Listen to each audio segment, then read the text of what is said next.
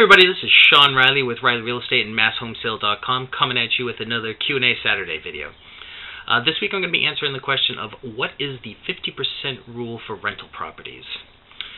So in real estate you have a whole bunch of rules of thumb. There's stuff for buyers and sellers to estimate closing costs. There's a whole bunch of them for investors about how much you should pay for a place, how to estimate your profits if you're going to resell something.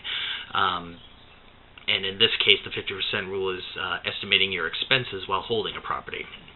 So essentially what the rule is saying is that 50% of your rent, so for easy numbers, let's say if you were getting $1,000 rent, $500 of that is going to go to expenses and non-financing expenses. So that means that doesn't include your mortgage payment. If you have a mortgage payment, that includes escrows for taxes and insurance. The taxes and insurance are included in the 50%, but not the principal pay down or the interest of the loan. So on average for a lot of units over a long period of time,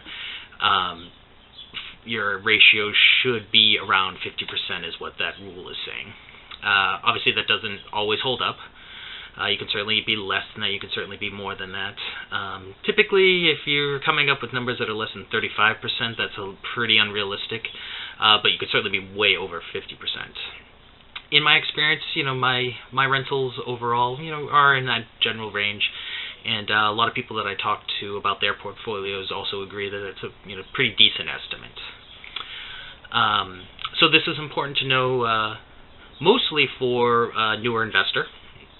If you're looking to buy rental properties and you start doing an analysis and you start coming up with ratios that are much less than 50%, you should probably check your numbers.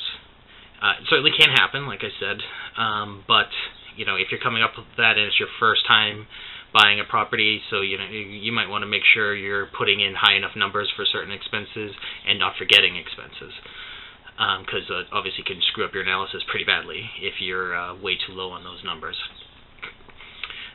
It is also important to understand that if you are selling a house, even if you're not currently using it as a rental property, if you're selling to somebody who's looking to it that way, you have to understand what they're looking at. So what's not uncommon at all in my business is for somebody to say, we're looking at a property, and they might be like, oh, you can probably rent this out for $1,800, and the mortgage payment's only $1,400, so you're making $400 a month. In reality, since we're not taking into account any of the expenses other than the mortgage, I would expect to actually lose around $500 a month on a place like that. Obviously there's going to be more analysis to come up with that, but right off the face, that does not look like a good investment to me, where somebody who doesn't have any experience thinks it looks like, oh, you're making a lot of money every month. So I do coach sellers on some of these aspects so they kind of understand that. Also, it's important for people who might not be able to sell their house and are going to rent it out themselves to understand these sort of things. Again, they might be like, well, I can cover my mortgage payment and make a little bit extra, but in reality, if you hold it for a long time, there's a good chance you're going to be losing a lot of money. So like I said, in a nutshell, the rule is saying that it's a rule of thumb, it's a screening tool. You should never buy a property just based on saying, okay, the rent's going to be 50% of my expenses. But for somebody like me or another investor who may be looking at dozens and maybe even hundreds of properties in a short amount of time, it's helpful to screen stuff out because you can just kind of see which ones are worth looking into deeper.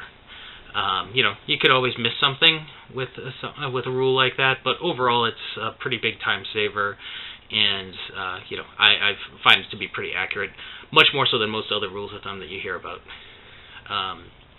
So again, 50% rule, 50% of your non-mortgage expenses are going to be 50% of your collected rents, typically. So that is this week's question. Thanks for tuning in. If you have any questions about this, need any clarifications, put stuff in the comments below. I'll be happy to try to answer them.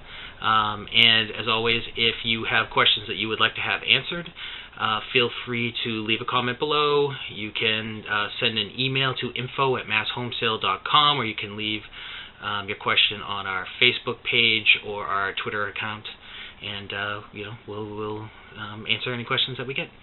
All right, guys, thanks a lot, and I will see you next week. Bye.